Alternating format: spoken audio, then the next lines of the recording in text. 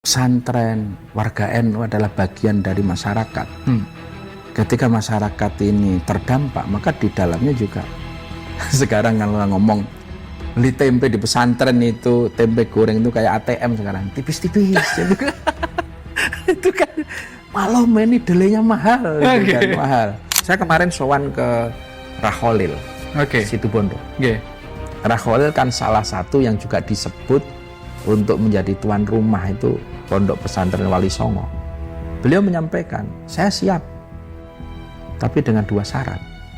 Satu syaratnya, penunjukan ini betul-betul ijma' masyayikh, sepakat dan masyayikh mau hadir, karena itu yang kita harapkan, berkah para masyayikh. Yang kedua, tidak ada proposal.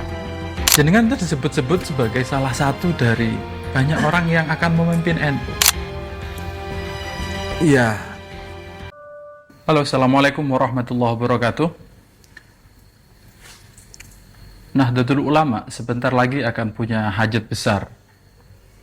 Dalam beberapa waktu ke depan akan ada sejumlah acara utama yang akan digelar oleh Nahdlatul Ulama. Di tengah-tengah situasi yang berkembang, Indonesia, dunia, dan seterusnya, bagaimana Nahdlatul Ulama menempatkan diri? Ini penting untuk digali, sehingga saya jauh-jauh datang dari Jakarta ke Magelang untuk mencari gagasan segar, kebijaksanaan, dan seterusnya mengenai organisasi yang anggotanya konon diklaim lebih dari 100 juta orang ini. Maka saya memberanikan diri dalam kesempatan ini untuk sowan ke Kiai Yusuf Hudori, Gus Yusuf dari pimpinan Pondok Pesantren API Magelang Tegalrejo. Assalamualaikum Gus. Waalaikumsalam warahmatullahi wabarakatuh. Matur nuwun Gus, sudah diterima di rumah sakitnya. Inilah kalau di pesantren, jadi kita ini mau nyari tempat ngobrol yang sepi, yang nyaman, nggak ada tempat. Yang ada di rumah sakit, ya kita ngobrol di rumah sakit.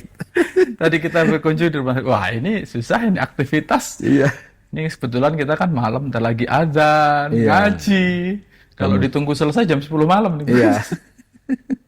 Nah, kenapa di rumah sakit? Nah, ini menjadi menarik ini. Ini adalah hasil kerjasama yang menarik, teman-teman.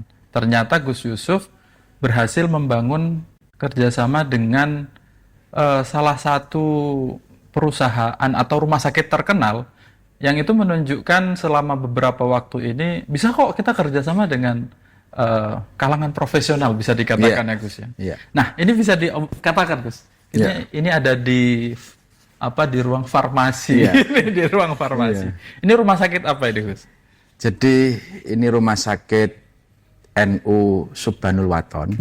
Subhanul Waton adalah nama yayasan kita yang ketepatan bekerja sama dengan Siloam Hospital. Siloam. Ya, atau Lipo Group lah lebih tepatnya kan. Konglomerat nih Gus. Ya.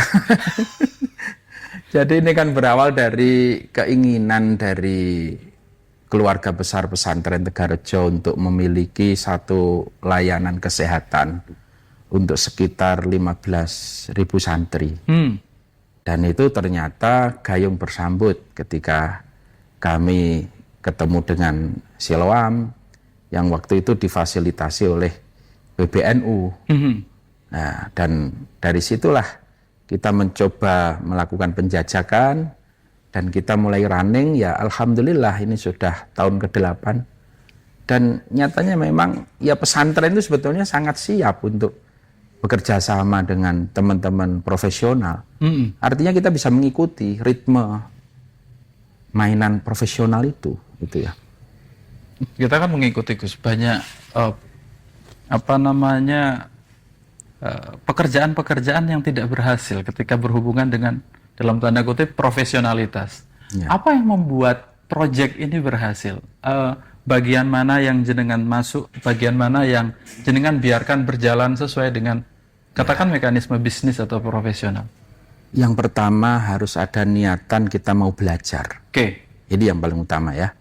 Jadi teman-teman pesantren mau belajar tentang profesionalitas dalam pengelolaan rumah sakit.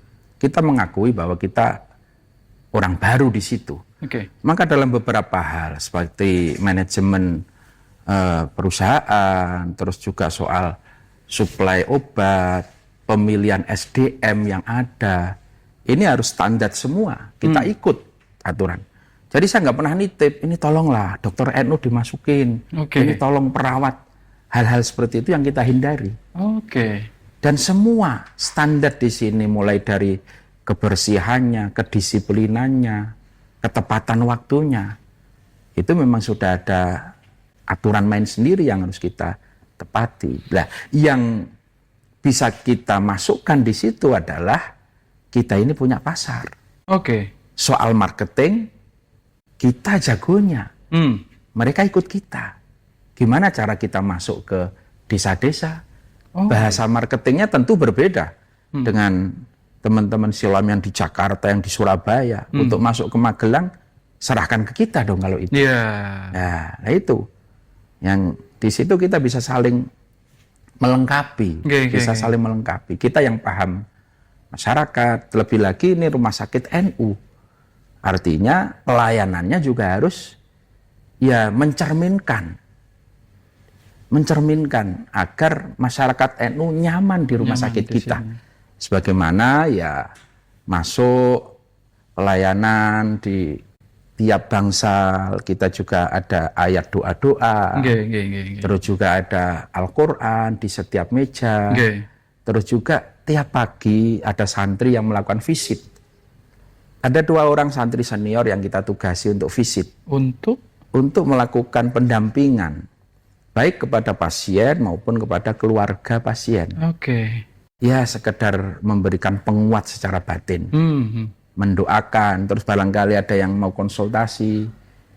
Dan yang banyak itu kalau ada di Opjin, bayi yang melahirkan, minta nama ke kiai lah, tolong minta gitu. Nah, ini bonus kalau di rumah sakit ini bisa dapat.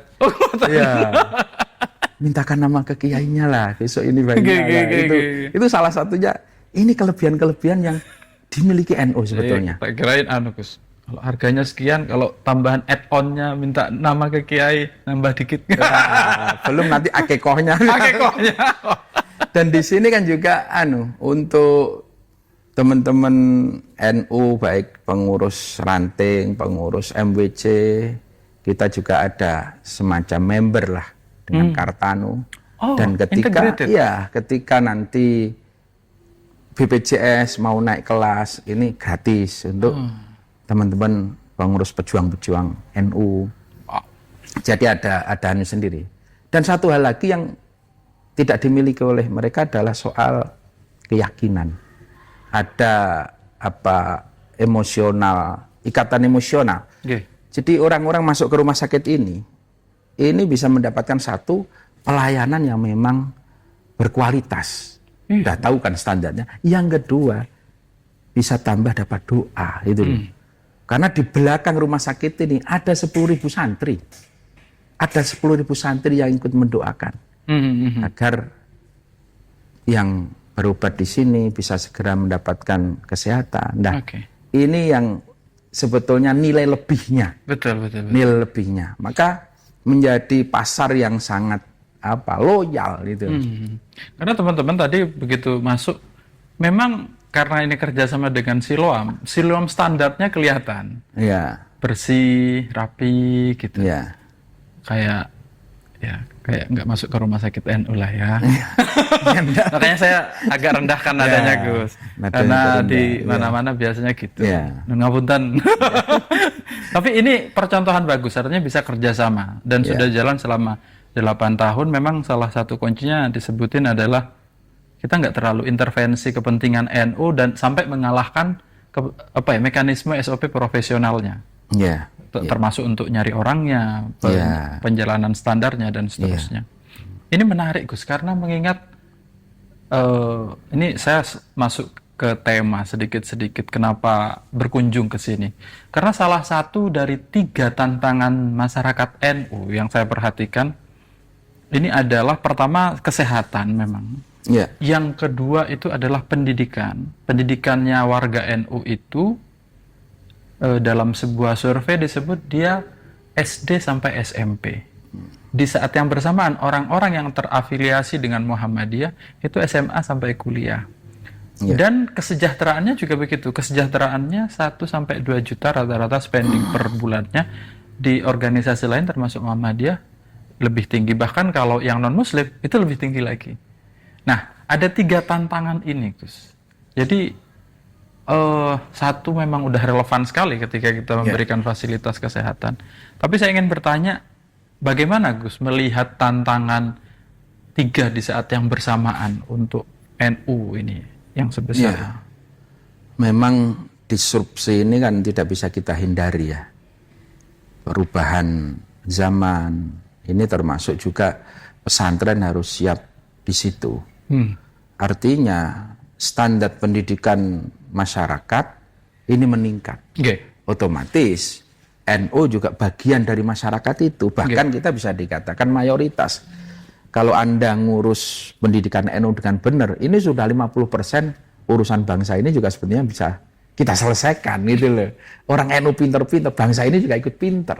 Itu bahasa sederhananya kan seperti itu. Maka ini harus berjalan beriringan. Ketika pendidikannya baik, fasilitas kesehatan baik, maka otomatis ekonomi kesejahteraannya juga akan ikut meningkat gitu loh, akan ikut meningkat. Tapi NU ini kan punya satu keunikan bahwa kita ini berangkat dan lahir dari tradisi.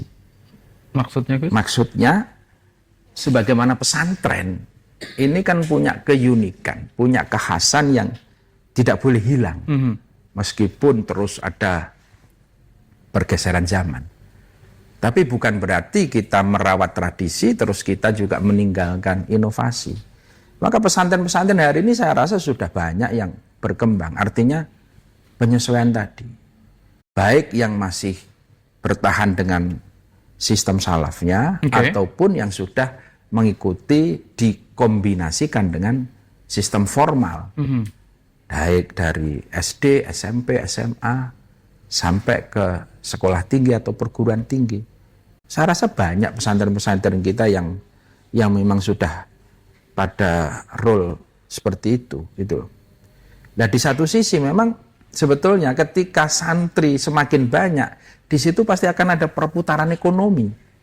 Tinggal bagaimana pesantren itu bisa memanage perputaran ekonominya itu agar ya kembali kepada kemaslahatan pesantren itu sendiri dan yang terlibat di dalamnya.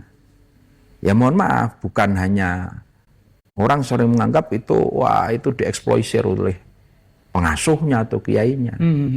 Saya rasa itu nggak benar anggapan seperti itu. Karena rata-rata pesantren itu berangkat dari kemandirian. Berangkat dari kemandirian. Memang banyak pesantren yang berangkat dari kekuatan pesantren itu sendiri dan masyarakat dan para wali santri. Nah, kita memang mengakui, alhamdulillah, negara dalam hal ini juga sudah mulai hadir di pesantren, meski belum sepenuhnya. Belum sepenuhnya itu loh. Kehadiran negara di pesantren ini sebetulnya sebuah kewajaran lah. Karena pesantren ini lembaga pendidikan yang tertua loh. Betul. Nah, saya baru mau masuk ke situ sebenarnya, Gus. Jadi kita punya pesantren ini kan konon di datanya Kemenak. Itu ada sekitar 30-an ribu. Sampai 40 ribu katanya. Lebih dari itu. Pesantren se-Indonesia. Dan itu kan pesantren ini memberikan layanan pendidikan kepada masyarakat. Yang sebenarnya kalau dilihat dari aturannya, undang-undang, kewajibannya itu bukan pesantren, tapi negara. Tapi karena sekolah SD SMP-nya terbatas, maka ada pesantren. Walaupun sebenarnya pesantren jauh lebih dulu daripada si sekolah umum ini. Nah, jadi kewajibannya negara ditanggung sama pesantren. Tapi masalahnya adalah pesantren ini hanya menanggung kewajibannya, cuman tidak mendapatkan fasilitas atau dia tidak dapat aliran APBN lah singkatnya. Ya. Terus ngomong langsung aja lah. Dibiarkan begitu saja. Ya. Diabaikan katakan. Ya. Mungkin yang sudah besar itu banyak yang dan berhasil. Ya. Tegalrejo, Sidogiri, mana-mana eksis. Tapi kan dari 30.000 atau 40.000 itu kan yang setegalrejo kan cuma beberapa biji. Yang sampai usianya 50 tahun ke atas, santrinya di atas 1.000 itu kan nggak banyak juga. Gus melihat ini bagaimana, Gus? Kita harus bersyukur sebetulnya ada undang-undang pesantren. Itu kado sebetulnya bagi pesantren. Cuman sampai hari ini kita melihat undang-undang pesantren itu ibaratnya masih macan ompong. Belum punya kekuatan, belum juga punya di situ aturan detailnya belum muncul, perpresnya belum ada. Nah ini sebenarnya harus kita dorong. Satu tadi soal fasilitasi pesantren. Yang kedua yang lebih penting lagi adalah rekognisi, pengakuan terhadap pendidikan pesantren itu sendiri. Maksudnya, Gus? Maksudnya, artinya anak-anak yang sudah di pesantren lebih dari 6 tahun, itu kan bisa disetarakan dengan sanawiyah, yang 9 tahun mungkin bisa disetarakan dengan aliyah. Nah, rekognisi untuk pesantren-pesantren salaf ini saya melihatnya masih setengah hati pengakuannya. Artinya kayak lulusan Tegalrejo, lulusan Lirboyo, Sarang, bahkan Sidogiri, itu hanya ijazahnya itu diakui ketika di lingkungan Kementerian Agama. Melanjutkannya paling di UIN. Ya nanti kan terlalu banyak lulusan-lulusan UIN. Ya bukan berarti, kan banyak juga teman-teman yang pengen melanjutkan di perguruan tinggi umum. Nah, ini belum ada rekognisi ke situ. Jadi lulusan dari pesantren salaf, itu ijazahnya itu hanya direkognisi di lingkungan pesantren, di lingkungan keagamaan. Cuma kalau ke kampus-kampus umum seperti UI, UGM itu belum ya, Gus ya? Belum. Makanya. Ya itu yang kita lihat. Padahal untuk kejar paket AB saja bisa masuk di UIN. Ini kan lebih terstruktur pesantren itu pendidikannya, bahkan kita ngomong ada nilai lebih soal attitude, soal akhlaknya. Dan kurikulumnya ada. Kurikulumnya ada gitu loh. Iya. Kan ada yang homeschooling aja sekarang lagi rame itu kan juga bisa diakui. Nah, ini yang ya contoh kita punya rumah sakit kan ke depan kepingin lah dokter-dokternya santri-santri semua. Kepingin. Artinya santri-santri kita ya ada yang minat melanjutkan ke situ. Ya mungkin ya ini butuh apa ya, afirmasi atau apalah yang bisa menjadi jembatan ke sana. Ini PR yang menurut saya harus mendesak. Iya, ini sepertinya yang perlu dimasukkan, perspektif ini perlu dimasukkan ke dalam undang-undang pesantren itu ya, Gus ya. Oh itu makanya pesantren disebut ya alumni pesantren itu banyaknya di UIN, STAIN gitu. Kalau di kalau di Universitas Indonesia, di UGM, di UNER itu minim. Sehingga di kalangan profesional akhirnya yang berangkat dari kampus-kampus top umum itu sedikit sekali santri-santri itu. Karena lebih banyak memang ada di sini.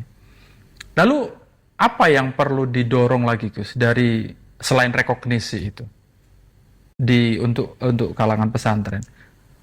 Tentu juga tadi soal fasilitasi ya. Fasilitasi kita melihat, kita kemarin kan sempat terhenyak dengan salah satu peristiwa musibah di salah satu pesantren. Ya kan, itu kan soal fasilitas. Di Jawa Timur ya, Gus ya? Jawa Timur ya. Ini kan membuka mata kita sebetulnya. Masih ada puluhan ribu pesantren yang mungkin artinya belum memenuhi standar infrastrukturnya. Nah ini kan sebetulnya kewajiban negara juga untuk masuk ke situ soal infrastruktur. Juga kalau itu nanti berangkat juga kepada kesejahteraan guru-gurunya. Iya, Gus. Iya. Kalau ya tentu kalau di pesantren itu istilahnya apa ya? Lillahi ta'ala lah. Sampai akhirnya diistilahkan lillahi ta'ala. Iya, bisyarah hanya sekedar untuk apa ya? Ya untuk bebungah kalau bahasa Jawa nih. Tapi hal itu kan nggak bisa dibiarkan ke depan. Padahal kalau kiai atau ustadz itu nggak cuma ngajari tapi matehai muridnya biasanya. Iya, iya. Meski kita juga mengakui masih banyak ada pesantren-pesantren yang tetap bertahan. Tetap bertahan tanpa istilahnya bantuan dari pemerintah. Karena itu memang melakukan satu kebijakan. Seperti di Tegalrejo sendiri. Tegalrejo ini kan ada dua pola. Satu pesantren salaf, yang satu adalah pesantren dengan pendidikan modern. Yang pesantren salaf itu, ini memang tidak ada Rp1 pun dari APBN maupun APBD. Yang itu sifatnya hanya temporer atau apalagi rutin tidak ada sama sekali. Karena ini memang sudah kesepakatan dari keluarga, dari wasiat dari Abah sejak dulu. Kalau kita masih mampu, lebih baik untuk pesantren yang lain saja. Itu jumlahnya berapa, Gus? Yang sampai yang di salaf itu, Gus? Salaf hari ini putra-putri ada sekitar 10 ribuan. 9.000 sampai 10.000. Ya, yang tanggungan negara semua itu, Gus. Iya. Yang dipikul sama keluarga dalam. Iya. Dan pesantren itu kan ada satu pemeo, dilarang nolak santri. Dilarang nolak santri. Nolak santri. Mbak. Jadi siapapun yang masuk harus kita terima. Ya, maka ada sistem subsidi silang di sini. Subsidi silang. Jadi santri yang tidak mampu tetap kita terima, tapi yang mampu tetap bayar. Nah, kalau bantuan-bantuan itu semua masuk ke pesantren yang dengan pendidikan modern. Kayak kita dapat bantuan untuk gedung, untuk asrama, untuk MCK, untuk apa? Semua larinya ke pesantren yang dengan sekolah. Dan prinsip seperti ini juga masih banyak, saya rasa pesantren yang punya prinsip seperti itu. Banyak. Nah, kalau Tegalrejo sebenarnya yang dibutuhkan rekognisi tadi. Kalau soal fasilitasi kita, alhamdulillah, meski masih jauh dikatakan sempurna, tapi alhamdulillah sudah bisa berjalan dan cukup. Ya, artinya kan, ya itu tadi, kewajiban negara untuk memberikan pendidikan itu ditanggung oleh pesantren. Yang sebenarnya semua kita itu iuran melalui pajak masuk ke negara. Neng kok yang ini di pesantren ini yang memberikan fasilitas juga tidak diafirmasi sebagaimana negara memberikan fasilitas kepada sekolah-sekolah yang dianggap lebih formal, kan gitu bahasanya. Dan ini kan konon ada catatan bahwa banyak orang di Jawa Tengah dianggap tidak sekolah, padahal dia sebenarnya tidak tercatat sebagai orang yang bersekolah, padahal sebenarnya dia ada di pesantren. Nah, itu yang juga menyakitkan hati kita gitu. Jadi di Jawa Tengah itu ada istilah anak tidak sekolah, itu hampir 500.000. Ternyata data dari Dignas itu setelah dilacak, separuhnya itu masuk di salaf. Di salaf. Setelah lulus SD, langsung dikirim masuk ke pesantren salaf. Nah, ketika masuk ke pesantren salaf dianggap tidak berpendidikan. Tidak berpendidikan. Ini yang kita agak sakit terus terang. Ya. Itu artinya kan negara ini tidak mengakui bahwa di pesantren itu anak-anak juga dididik gitu loh. Dididik itu. Oh, berat salaf coy. Ngapalin Alfiah abang KPG. Iya. Berat itu. Berat itu. Pesantren salaf itu jauh lebih berat. Dan teman-teman yang belum pernah ke pesantren harus percaya itu. Ilmu-ilmu membaca bahasa Arab itu mulai dari Jurumiyah, Imriti, Alfiyah itu sampai bilur-bilur itu kalau ngafalin itu. Dan ini menjadi tantangan sekarang di pesantren. Dan mesti dipecahkan. Pemecahannya saya yakin itu nggak bisa di level pesantren kan Gus. Mesti di level di negara atau di level yang lebih tinggi. Saya kemudian mau ke tantangan yang lain Gus. Saat ini kan kita ngomong-ngomong NU yang sedang mau ada kegiatan besar. Sebentar lagi. Dan kita melihat fenomena-fenomena di dalam tubuh NU itu mungkin konflik bisa dikatakan, atau dalam bahasa yang lebih halus itu dinamika. Dinamika. Ya. Untuk tidak menyebut kata gegeran. Nah, gimana respon dari masyarakat warga NU? Jenengan kan lebih sering keliling pengajian gitu. Tentu warga NU ya prihatin sekaligus malu. Malu warga NU itu. Ketika induk organisasi kita tiap hari muncul di media sosial, beritanya hanya konflik. Terus juga di bawah itu merasakan betul itu loh. Merasakan betul. Apalagi hari ini kan eranya media sosial. Ya, yang sebetulnya konflik itu mungkin bisa dilokalisir di tingkat pusat, sekarang tidak bisa. Sampai di bawah. Ketika kumpul di desa Jagongan, piye kabare NU? Nah, itu kan itu sudah ndingkluk warga NU itu. Itu sudah ndingkluk. Lah ini menurut saya yang keprihatinan yang mendalam dari akar rumput yang tidak bisa berbuat apa-apa. Dan yang lebih prihatin lagi karena akar masalahnya itu yang mungkin kalau dulu konflik mungkin keren ya, pernah antar kiai ada konflik serius soal penerimaan asas tunggal. Wah, ini kan diskusinya kan bermutu gitu loh. Nah, sekarang kan orang melihat ini akar konfliknya apa sih gitu loh. Bahkan kalau orang Jawa bilang, wah ini kan koro-koro tarik tambang gitu. Tarik tambang. Nah, kalau di kampung itu tarik tambang hanya bulan Agustus. Lah ini sampai bulan Mei Juni nggak selesai gitu loh. Ini yang menjadikan prihatin semua gitu loh. Ya. Terlepas dari isu yang lain ya. Ada soal isu Zionis, soal Yahudi, yang semuanya juga menurut saya warna-warna yang nggak pantas untuk dimunculkan ke permukaan gitu loh. Tambang ini Gus dianggapnya adalah salah satu jalan keluar secara perekonomian untuk organisasi sebesar NU yang tidak dapat APBN. NU itu organisasi yang membawahi anggotanya yang mengaku sekitar yang mengaku beribadah sebagai NU itu 100 jutaan, yang mengaku sebagai anggota sekitar 60 jutaan. Kita butuh operasional. Saya mendengarkan penjelasannya seperti itu. Maka pemerintah memberikan kemungkinan untuk melakukan penambangan, diambillah untuk membuat organisasi ini independen atau mandiri. Gus, apa selain itu yang bisa digerakkan oleh organisasi sebesar NU, peluang dan seterusnya? Jenengan saya lihat sense of social entrepreneur-nya sangat kuat ini. Kalau saya melihatnya sebenarnya banyak sekali peluang di dalamnya. Saya tuh selalu, saya hari ini kan melihat dalam kacamata kecil aja pesantren ya. Apalagi kalau nanti kita perluas lagi. NU itu tadi yang jenengan sampaikan ada 60 juta sampai 100 juta anggotanya. Hari ini adalah menjadi tanda kutip ya, bisa dilihat itu menjadi peluang atau pasar bahasa sederhananya. Yang di situ kalau kita bisa memanage, menggerakkan itu sangat dahsyat.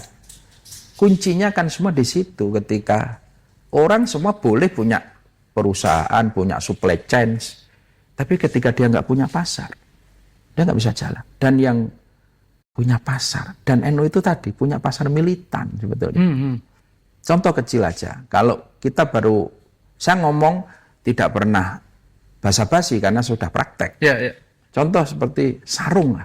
Baru kata ketika sarung itu kita kasih label Tegalrejo, ini secara otomatis santri, wali santri, alumni, ini semua tergerak. Dan itu dengan keikhlasan. Artinya apa? Harganya sama, tapi dia yakin bahwa ada sekian X rupiah yang nanti masuk ke pesantren. Itu diyakini seperti itu. Itu dari sisi sarung. Apalagi kalau 60 juta. Kita nggak usah ngambil, kita ngambil 10%-nya aja 6 juta per tahun udah berapa. Nah, itu hitungannya orang sering ngomong, wah itu hitungan sederhana, tapi prakteknya sulit. Anda jangan ngomong sulit dulu kalau belum mencoba. Apa yang membuat orang sebelumnya gagal mengkapitalisasi itu? Menurut jenengan? Karena tadi, kita tidak mau pure masuk di dunia bisnis. Ketika kita masuk ke dunia bisnis, ya kita harus ikut aturan main bisnis. Yang tadi saya sampaikan. Oh, kalau yang tadi misalnya rumah sakit Ya. itu masih nitip-nitip, Ya. melakukan pelanggaran terhadap SOP-nya. Ya, SOP-nya itu loh. Kita harus serius. Oke. Saya pernah nyoba di air mineral. Oke. Awalnya saya tuh mencoba bikin jaringan pesantren. Oke. Ketika saya nitip ke alumni, saya kasih 1 tronton atau 1 truk, 1 box. Itu ya ada yang jalan, ada yang enggak, ada yang jalan tapi enggak ada duitnya. Karena enggak ada kedisiplinan tadi. Oke. Jadi sebelum masuk ke situ mindsetnya, ini harus frekuensinya harus disamakan dulu. Oke. Maka saya akan lebih nyaman, saya titip produk saya di toko X, yang ini Nggak ada embel-embel santrinya? X, tinggal saya gerakan pasarnya. Oh. Kalau kamu pengen beli, tolong beli di situ. Dan ini nanti kan dieksekusi di sini. Jadi nggak ada lagi yang ngutang lah, nggak ada yang lagi yang alasan nggak jalan, macam-macam. Lah belajarnya dari situ. Oke.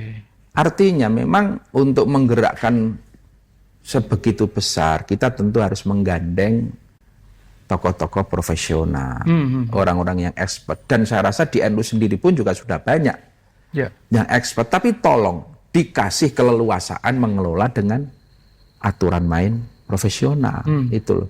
Yang paling penting di situ. Oke. Jadi bayangan saya kalau yang ini udah ada yang ngurus, ini ada yang ngelola, dan jalan sendiri. Seperti kita ngelola radio. Ya radio itu ya kita ini jangan memaksakan mentang-mentang radio pesantren terus isinya ceramah terus. Ya nggak bakalan ada iklannya dong.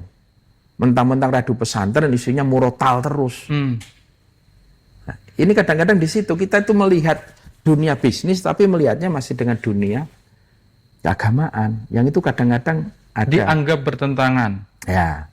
Padahal radio, kalau umpamanya radio itu, kalau dia nggak ada iklannya, dakwahnya ya mati minggu depan. Karena nggak bisa bayar orang. Nggak bisa bayar listrik, nggak bisa bayar listrik. Maka saya bilang, dosisnya harus jelas. Oke. Jadi, pesantren sebetulnya bisa. Dan NU saya yakin juga bisa ketika ada, memang tadi ya, ada keseriusan dalam menggarap jaringan itu. Belum lagi kita punya UMKM banyak di setiap daerah. Bagaimana kita bisa membuat inkubasi bisnis di setiap daerah-daerah itu loh. Ini yang butuh digerakkan. Lah, tugas dari PJNU, PBNU ini adalah menjembatani pelaku UMKM itu mungkin dengan permodalan, mungkin dengan akses pelatihan ke pemerintah daerah. Ini tugasnya. Iya. Harus ada yang menjembatani. Biasanya kan gini Gus, habis bikin pelatihan, udah rampung, nggak disiapin off-takernya. Jadi pelatihan, produknya jadi ini sing tuku sing ndi. Iya. Gitu, Gus. Ini kan persoalan pertanian, persoalan itu kan di off-taker. Nggih, off-taker. Kita banyak, dan sebetulnya ada off-taker yang besar yang pengen. Karena apapun kita ini yang punya sumber daya kita. Rata-rata warga NU itu di pedesaan. Di pedesaan dan petani. Tinggal bagaimana kita welcome lah. Kalau saya bilang begini Gus, apakah jenengan bias dengan pesantren besar karena Tegalrejo? Maksudnya ketika konsep yang berhasil di Tegalrejo ingin dieskalasi jauh lebih besar. Ya. Ini kan kita sudah kalau bicara NU, ini kan sudah bicara 40.000 pesantren ya. Iya. Yang katakan Tegalrejo 1 sampai 10 misalnya di level 9 top paling atas atau enggak 10. Tapi yang di bawah-bawahnya ini kapasitasnya, kapabilitasnya, akses. Ini kan reno-reno itu, Gus. Banyak sekali layarnya. Gimana caranya? Disitulah kita bagaimana kita butuh figur yang bisa menggerakkan. Jadi menginspirasi yang lain. Dan juga program-program NU ini tidak cukup berhenti di pengurus, tetapi juga harus sampai menyentuh ke grassroots, ke umat itu loh. Jadi tidak cukup kita hanya sosialisasi, apalagi cuman Zoom, tapi bagaimana umat ini juga digerakkan agar memang berat itu loh, karena NU itu ya mohon maaf beda dengan saudara tua kita Muhammadiyah ya. Muhammadiyah lebih ramping. Anggotanya lebih sedikit. Jadi ibaratnya mobil ini kan pasti akan lebih lincah. Untuk siksak, untuk jalan cepat, direm mendadak juga bisa. Kalau NU nggak bisa. Kereta api kan. Oh iya, ini gerbongnya banyak. Gerbongnya banyak. Maka kita butuh tokoh-tokoh di setiap gerbong-gerbong ini. Bagaimana ada figur di tiap kabupaten yang menginspirasi, di tiap provinsi, di tiap terus kita tumbuhkan. Kita tumbuhkan figur-figur seperti itu agar bisa pergerakannya ini bisa masif gitu loh, bisa masif. Dan tadi sebetulnya soal kedisiplinan yang penting ya. Kalau kita ngomong soal kerjasama dengan pihak, ya ngomong kita masuk ke dunia industri, dunia usaha, itu di situ. Betul. Jangan di awal kita sudah reseh, jangan di awal kita sudah ngomong ini jatah saya mana, ini jatah saya mana. Belum udah ngomong kayak gitu ya udah. Nggak recommended lah kerjasama dengan itu kan pasti akan itu. Dan sekali kita itu nggak direkomendasikan, di blacklist, udahlah kita mau jalan kemana pun kita udah tertutup. Karena kecil sebenarnya dunia industri itu. Kita ketemu pengusaha di Magelang, ini resonansinya sampai ke Jakarta. Ketemu di Jakarta, resonansinya sampai di Kalimantan. Ketika branding kita bagus, udahlah. Di Magelang bagus, udahlah nanti sampai Jakarta, sampai Kalimantan, sampai manapun akan terdengar bagus. Ayolah kerjasama dengan NU itu enak kok, jak kerjasama, itu namanya kan. Tapi sekali kita kadang kurang komit tadi ya, agak berat memang. Ya ini butuh sekali lagi keseriusan bersama. Keseriusan bersama, tidak hanya PB, tapi PW sampai ke ranting. Ideal katanya memang begitu, Gus. Neng, wah. Tapi harus dicoba lah. Harus dicoba. Menarik ini. Ya kalau tadi soal tambang, kita kan juga diskusi soal tambang. Kalau pandangan jenengan soal tambang itu gimana? Ya ini memang ya harus diputuskan di forum yang lebih besar. Mungkin di muktamar nanti atau apa. Setelah dari sisi aspek mungkin lingkungan, alamnya, terus juga legalitasnya udah oke semua. Nah, maka pengelolaan itu ya menurut saya paling enak ya diserahkan pada ahlinya kan, profesional. Jadi pengurus PBNU tidak terlibat secara pribadi maupun kelembagaan. Karena itu melibatkan angka yang sangat besar ya, Gus. Angka yang sangat besar dan pengelolaannya itu sangat rigid dan jelimet gitu loh. Yang terpenting sekarang kan ada transparansi, keterbukaan, dan kita serahkan pada ahlinya atau real time kan kita bisa melihat tiap hari. Ibaratnya pemasukan berapa, pengeluaran berapa. Tinggal nanti tiap bulan, dan karena ini milik NU, maka juga harus terbuka. Contoh mamanya, ini ibaratnya 100% jatahnya NU. Ya kita terbukalah. PBNU berapa? Karena PBNU itu pusat ya mungkin 30% jatahnya PB. PW di tengah-tengah itu 20%. Yang terbanyak tentu PC. PC mendapatkan jatah 50%. Yang itu kita bagi, kita alokasikan sesuai dengan program kinerja. Bukan terus dibagi tiap bulan ditransfer ini. Jadi kayak endowment fund misalnya ada program masuk bisa bisa jalan. Jadi basisnya pembagiannya adalah program. Ini PC sana mau bikin rumah sakit taruh kata. Ya oke, kita tinggal Tinggal Cek. dilihat Ya. due diligence dulu, oh masuk secara bisnis Yes. bisa gitu. Tinggal diambilkan itu jatahnya PC masuk ke sana dulu berapa persen. Yang sana pengen bikin perguruan tinggi, ya tinggal kita survei kelayakannya. Anu Gus, kalau perguruan tinggi udah banyak Gus. Ya. Lapangan kerja yang kurang Gus. Loh, Menurut saya. iya. Cuman kan perguruan tinggi kita juga masih butuh di-upgrade. Oke, kalau di upgrade oke. Iya, butuh. Kalau jumlah Gus Indonesia Jumlah itu paling banyak. Amerika, Cina kalah Gus. Kalah ya. Kalah Gus. Paling banyak. Jadi kadang-kadang saya mikir, iki konco-konco kuliah S2 goro-goro ndek kerja ojo-ojo iki. Ya. Ada juga PC yang mungkin ngajukan proposal, kita pengen bikin pabrik sepatu. Nah, top nih. Atau PC yang pengen bikin pabrik peci. Nah, nih, Tinggal jos. kita diskusikan kelayakan programnya itu. Possible apa enggak? Terus pasarnya seperti apa kan? Betul, betul. Nah, dari situ nanti bisa. Wah, itu yang memang tadi endowment fee itu menarik kalau fund. bisa. Endowment fund ya. Oke. Itu kan menarik. Di negara-negara yang sudah besar itu kan punya dia itu Ya. bisa diakses dan ya itu dan bisa dipakai. Ya, bahasa sederhananya kan dana abadi. Oke, dana abadi. Punya dana abadi. Betul, Gus. Ya. Oke, Gus. Ini selanjutnya kita NU ini kan nggak bisa dilepaskan dari kondisi sosial politik sekarang yang berkembang. Kondisi sosial politik sekarang yang berkembang itu di Indonesia dalam beberapa waktu terakhir kan challenging. Ya. Ada apa namanya? Sekarang per tanggal ini sudah di atas 18.000 nilai tukar rupiah terhadap Ya. dolar.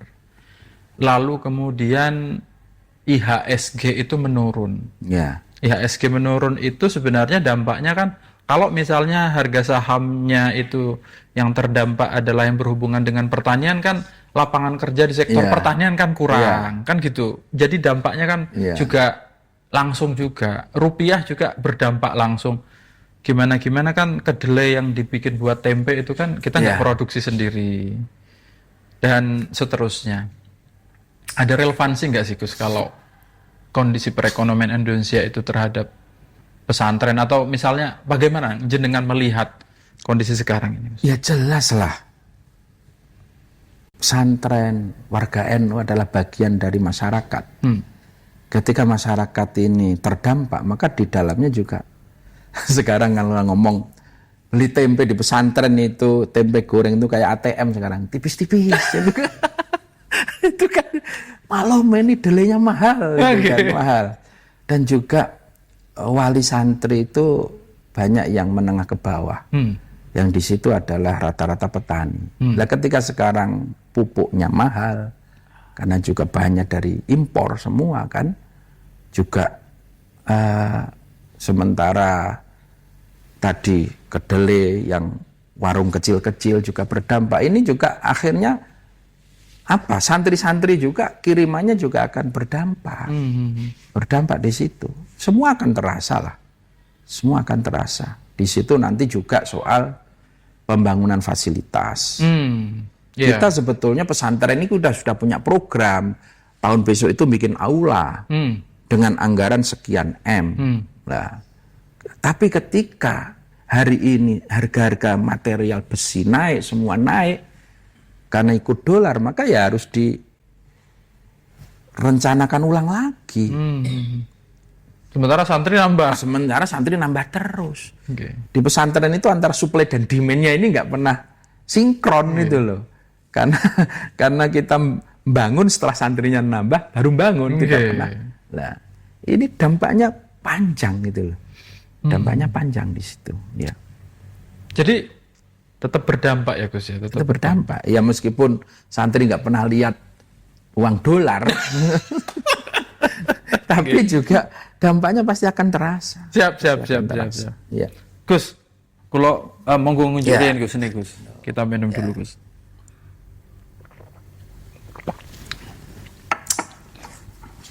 Gus, saya mau masuk ke salah satu tema yang ramai hari ini, urusan seratnya fiskal.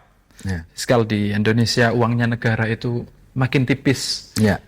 Karena ada program-program yang sangat fantastis, yang nilainya besar. makan bergizi gratis. Ya. Dalam hal ini 287 triliun dialokasikan setiap tahun. 230-an sebagian besar dari situ itu diambilkan dari dana pendidikan yang berdampak terhadap guru-guru, pendidikan secara umum, guru honorer pada nangis-nangis, gitu-gitu, Gus. Dan pernah jenengan juga menyampaikan, melontarkan kritik ya, keprihatinan sebenarnya. Yo masa guru itu yang mulang itu gajinya 300.000, terus yang nyuci ompreng itu kok 100.000 sehari gitu, sampai kan berapa juta itu kan gitu, Gus. Iya. Panjenengan melihat beberapa program ini seperti apa, Gus?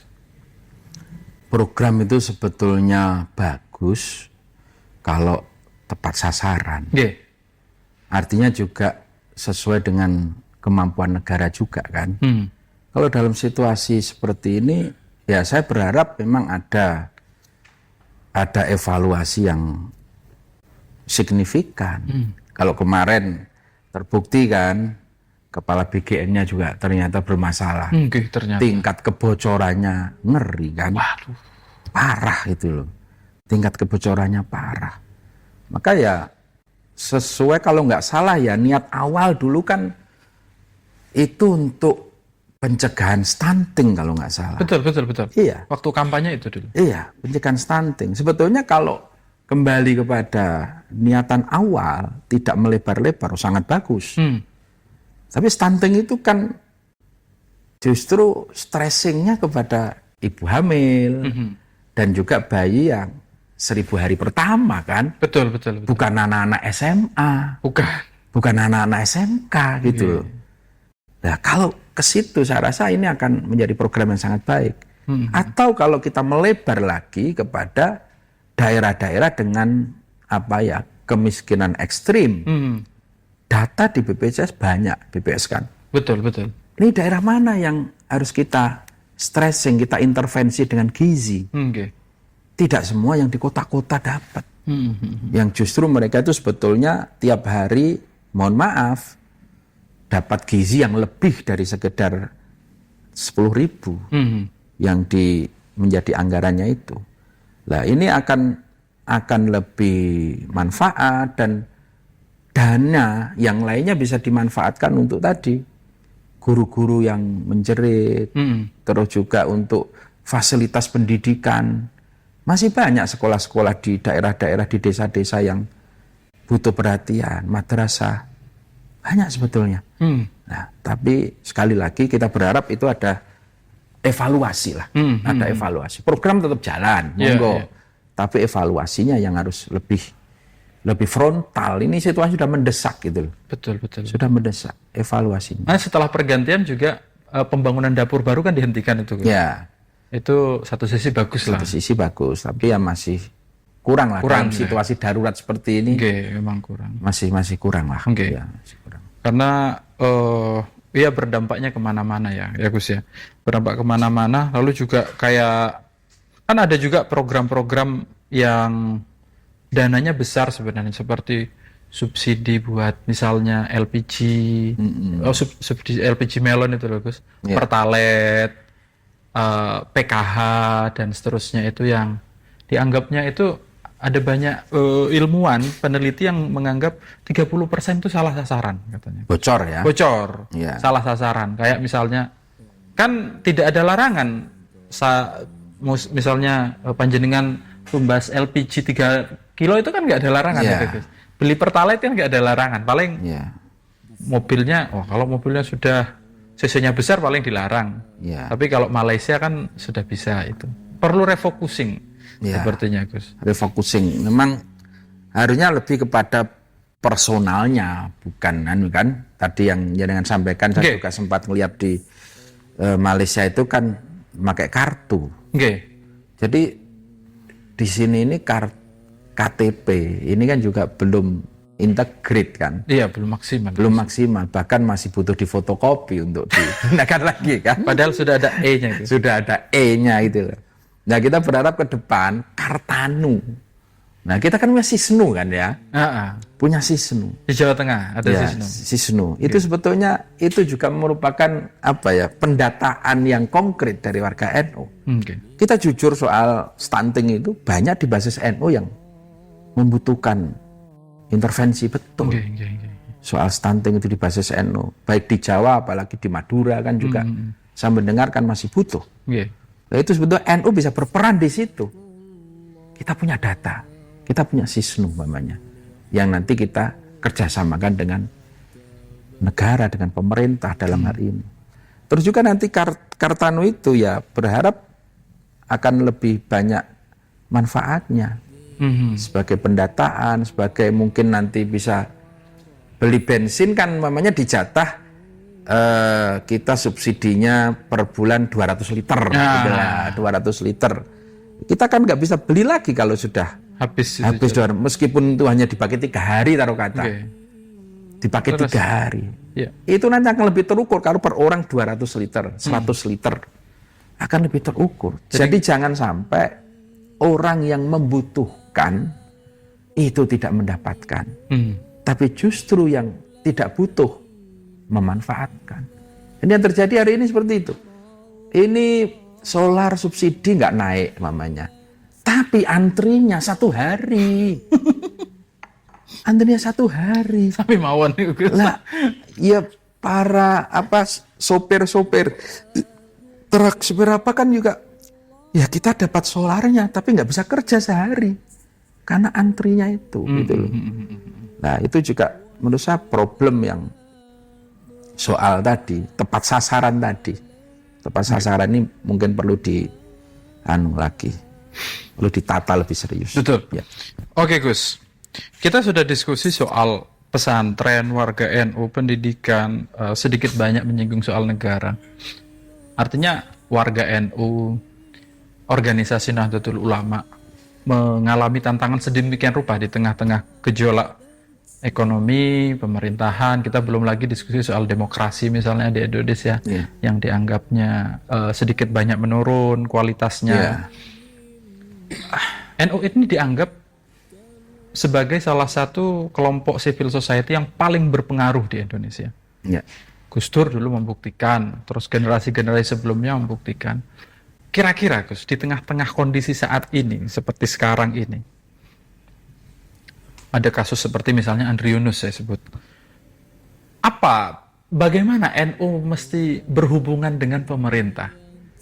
Apakah harus ikut 100% atau bertolak 100%? Tentu jawabannya yang paling gampang kan mengkritik dan ini. Tapi di titik mana kita harus tegas dan di bagian mana kita harus lentur dengan pemerintah? Itu salah satu tugas NU ya. NU sebagai civil society dan bahkan lebih dari itu kalau menurut saya. Karena NU itu ikut melahirkan NKRI. Artinya kita ikut bertanggung jawab mengawal perjalanan negara ini. Maka di situ posisi NU sebetulnya ya seperti jembatan yang itu menjadi penghubung kekuatan masyarakat untuk bisa sampai pada pengelola negara gitu loh. Tapi begitu juga NU juga harus siap ketika ada kepentingan dari pemerintah yang itu jelas bermaslahat untuk masyarakat, kita pun siap untuk menjadi jembatan mengalirkan program-program dari pemerintah yang memang bermanfaat untuk masyarakat. Tapi ya NU juga harus siap menjadi jembatan masyarakat ketika masyarakat mengeluh, ketika masyarakat mengkritik. Nah, posisinya di situ itu. Posisinya di tengah-tengah itu. NU ini menjadi jembatan civil society yang memang hari ini kita merasakan kita ini absen lah dalam beberapa case persoalan-persoalan sosial, persoalan demokrasi. Iya absen lah. Misalnya ya seperti tadi kasus Andri Yunus tadi. Ya itu seharusnya kan juga harus ada yang berbicara dari sisi demokrasi, dari sisi sosial, bahkan dari sisi agama. Nah ini sebetulnya dulu kan Basul Masail ini kan juga bagaimana konflik agraria. Betul. Basul Masail sebetulnya menjadi satu jawaban. Basul Masail itu juga ngerembuk soal konflik agraria, hak warga bagaimana, hak negara bagaimana. Ini sebetulnya ada semua dalam khasanah pesantren, literasi para ulama-ulama kita ada itu loh. Kalau dianggap kualitas progresivitas NU berkurang saat ini, katakan saya menyimpulkan lah ya. Apa penyebabnya, Gus? Kemandirian. NU masih kurang mandiri. Saya menduganya itu juga. Iya, NU masih kurang mandiri. Jadi kalau bahasa sederhananya ibarat kendaraan, ini bensinnya masih terus ngutang. Nah, otomatis kita kan nggak dapat utangan lagi. Nah, maka kita harus berbaik-baik kepada yang ngutangin. Oke.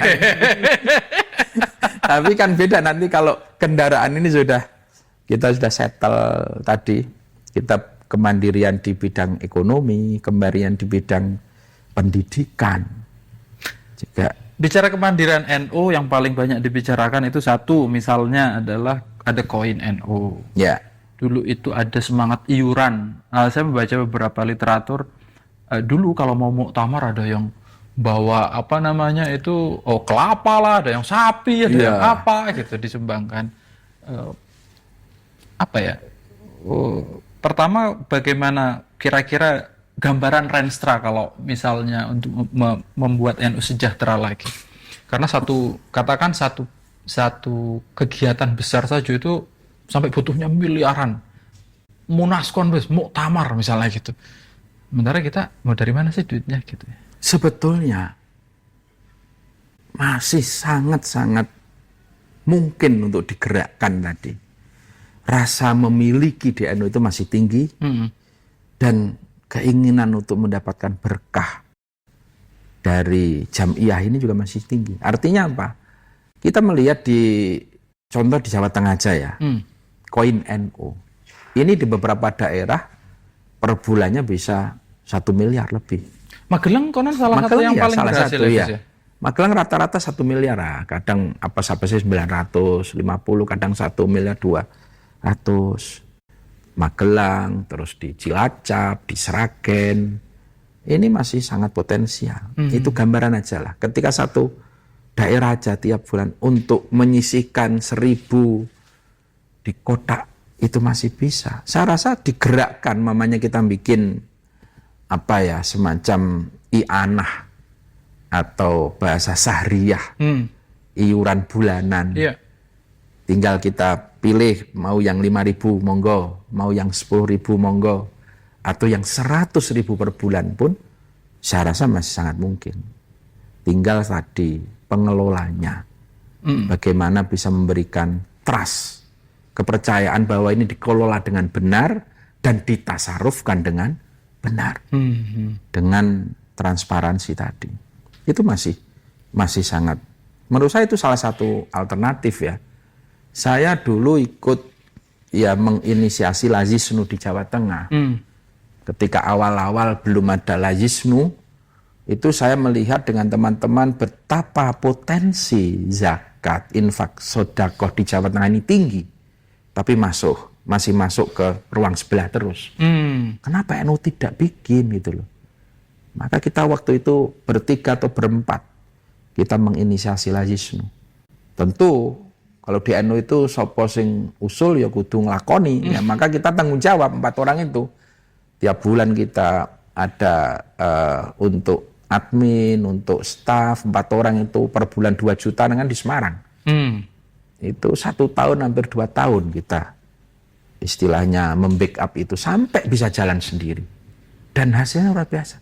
Dari koin tadi ini bisa berkembang banyak. Magelang bisa punya bus, bisa bikin NU Mat, dan juga bisa memberikan bisyarah tambahan untuk guru-guru Madin, mungkin hanya setiap lebaran lah. Nah ini kekuatan tadi civil society-nya luar biasa. luar biasa itu.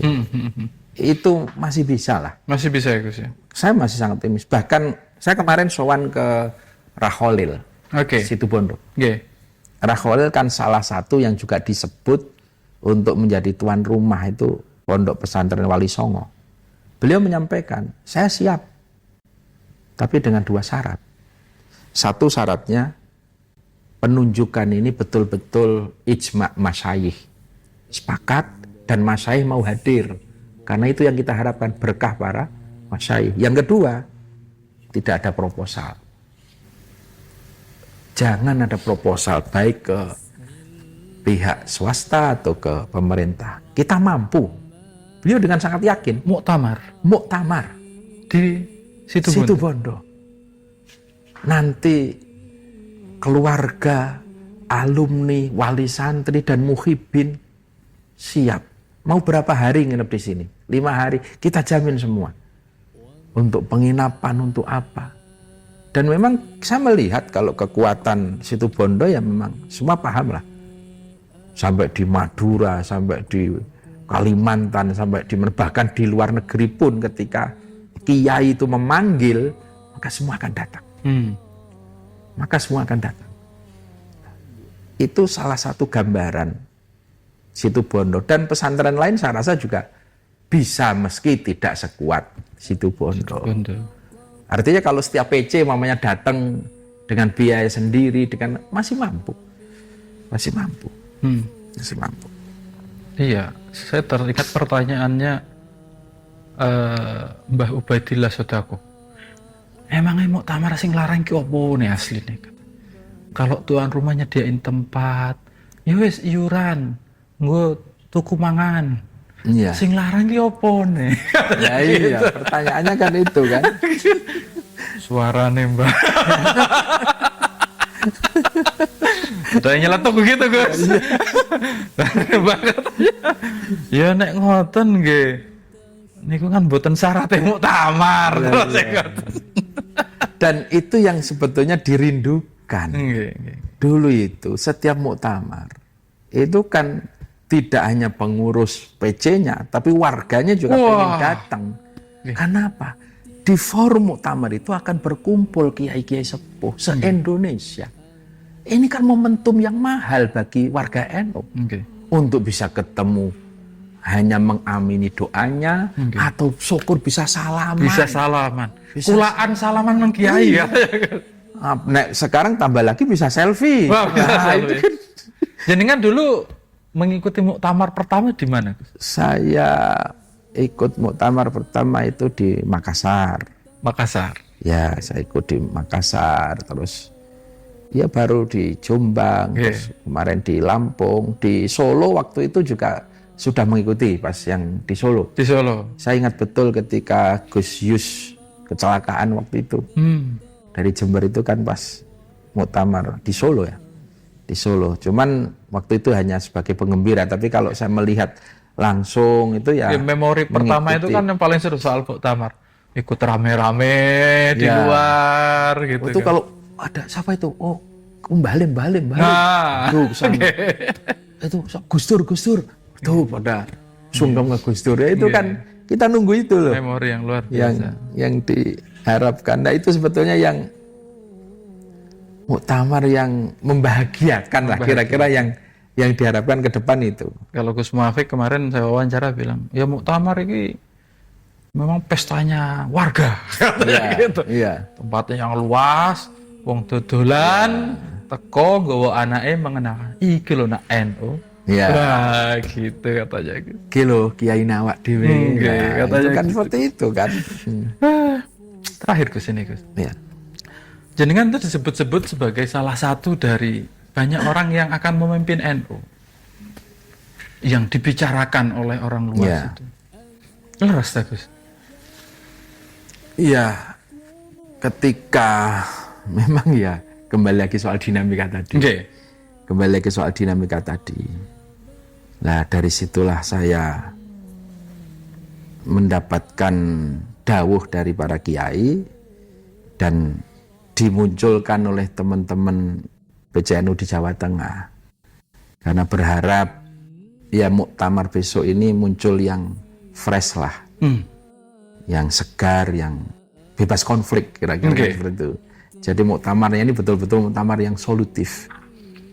Nah, itu yang menjadikan saya juga bismillah niat khidmah untuk ke depan di PBNU. Ya satu karena ya dawuh para kiai, dawuh itu sebetulnya ya cukup lillahi ta'ala. Tapi ketika yang mendukung teman-teman PC ini akan menjadi sangat konkret. Karena teman-teman PC tidak hanya sekedar mendukung, tapi juga memberikan masukan. Apa yang paling banyak diharapkan, Gus? Atau diberikan masukan oleh teman-teman PC? Iya, tentu ke depan tata kelola organisasinya yang lebih fair dan lebih nyaman semua. Kan di NU itu khidmah kan? Jadi bagaimana khidmah ini bisa nyaman, bisa bahagia, tidak ya apa ya bahasanya itu, ada ketidaknyamanan lah, kesini takut. Nah ini. Tapi kalau ke depan ini muncul figur baru kan semua bisa, yang diharapkan bisa menyatukan kembali, gitu. Menyatukan kembali agar semua merasa nyaman. Jadi maka yang kita harapkan adalah ke depan itu NU yang kolaboratif. Semua potensi harus kita tarik. Semua expert di bidangnya kita tarik untuk ngurus NU bersama-sama. Bukan dominatif, tetapi kolaboratif. Itu yang diharapkan oleh kebanyakan pengurus-pengurus PC ke depan. Iya. Dan ini kan kalau kita bicara PC 500 lebih ya, Gus ya. Suara di Lampung waktu itu kayak 540 sekian.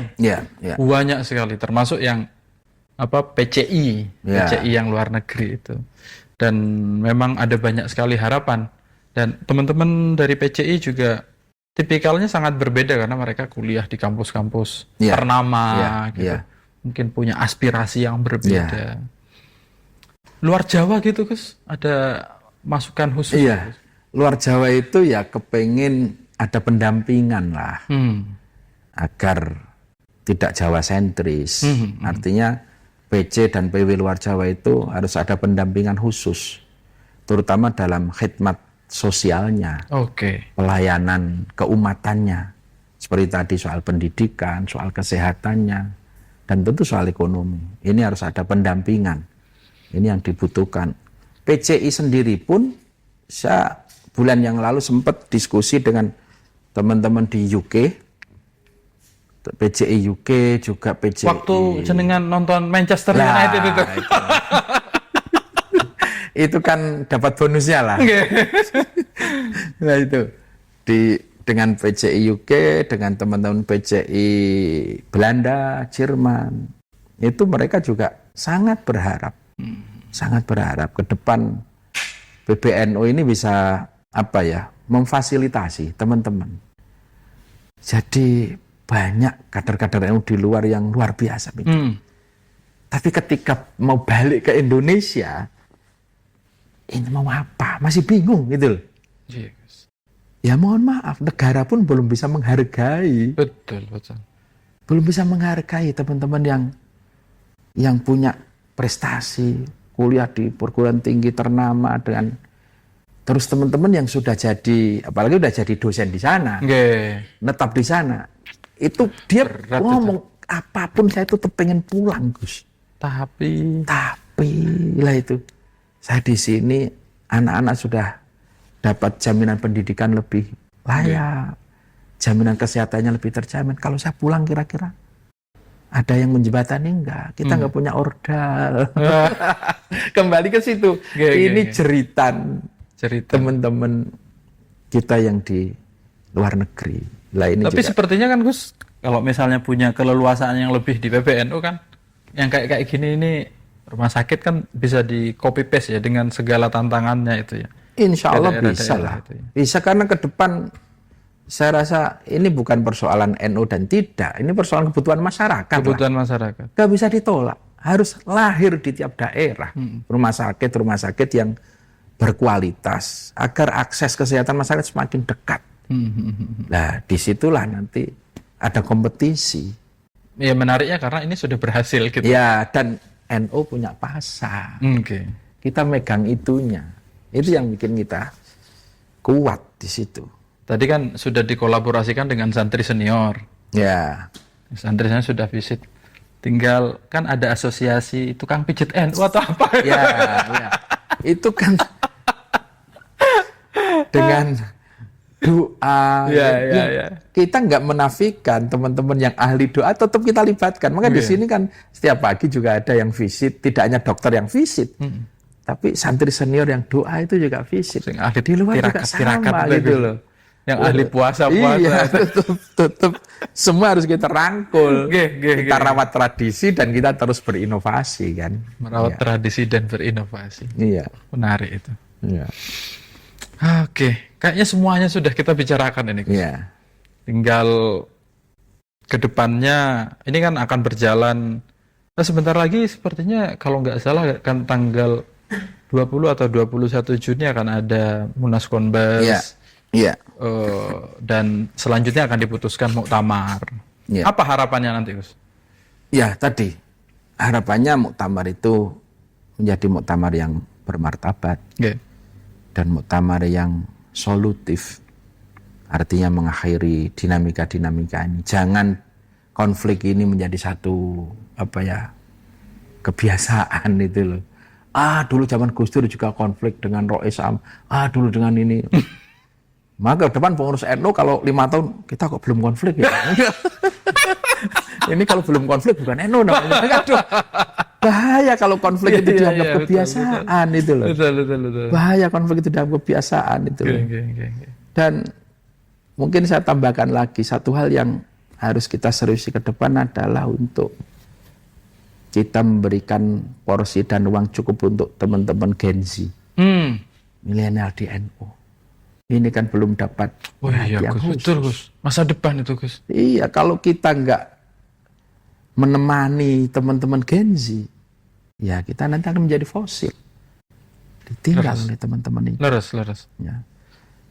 Ya, memang NU harus membuka pintu yang lebih banyak agar teman-teman itu bisa terlibat dan masuk di NU menjadi rumah besar. Gimana itu maksudnya, Gus? Membuka pintu yang lebih banyak? Itu artinya gini. Teman-teman Gen Z mungkin kan tidak harus semuanya masuk lewat pesantren. Leres. Tidak masuk lewat majelis istighosah. Tidak semua juga senang sholawatan bareng-bareng. Betul. Tapi mungkin lewat seni, lewat budaya, lewat olahraga. Ini juga kita harus mengharap serius itu. Generasi milenial misalnya, milenial akhir itu concernnya kalau di kota-kota itu lapangan pekerjaan, tempat tinggal, isunya itu mental health, banyak ini juga, menikah tanpa punya anak, misalnya gitu-gitu, gagasan-gagasan itu. Mungkin itu perlu juga dibicarakan ya, Gus ya. Perlu dibicarakan dan dikasih ruang. Agar teman-teman itu juga merasa, oh ini rumah kita. Kita di situ dapat space, kita di situ dapat ruang. Nah itu yang menurut saya butuh perhatian khusus. Agar NU itu bahasanya luwih ngenomi lah ke depan itu agar bisa nampung. Banyaklah PR itu. Banyak PR. Ya. Harus fresh dulu, yang fresh, baru kemudian dikelarin satu-satu itu. Siap. Gus, matur nuwun atas waktunya. Saya terima kasih pokoknya ada. Ini dijembatani lah gitu. Dijembatani. Ini orang kan juga pengen ngerti, Gus. Tahu ini apa gagasannya, kemana kita akan dibawa? Kemana kita akan dibawa? Kalau kebutuhan ke depan itu sebetulnya pimpinan NU itu butuh entrepreneur. Tapi tidak cukup hanya entrepreneur, tapi yang dari pesantren itu loh. Kalau kita kan udah jelas backgroundnya udah pesantren, tapi kita entrepreneurship. Nah ini yang enggak, atau entrepreneur berarti ketua umumnya Boy Thohir, enggak. Erick Thohir ya enggak, tapi yang social entrepreneurship-nya tadi, yang ada sentuhan sosio entrepreneurship-nya tadi, yang dibutuhkan di situ. Oke Gus, kalau tutup Rin. Ya. Teman-teman, demikian obrolan bersama Gus Yusuf, dan kita sudah sedikit banyak mendapatkan gambaran bagaimana kegelisahan dan gagasan Gus Yusuf.